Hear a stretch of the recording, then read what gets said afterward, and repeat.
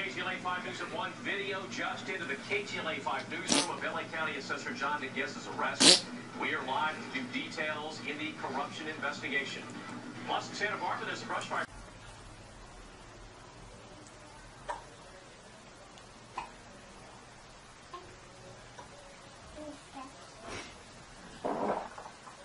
Wow.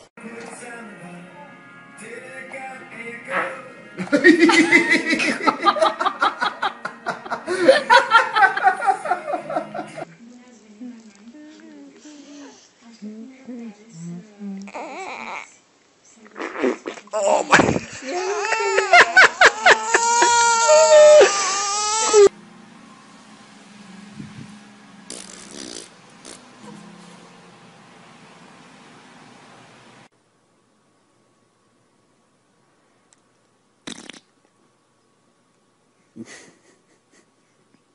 Smiley.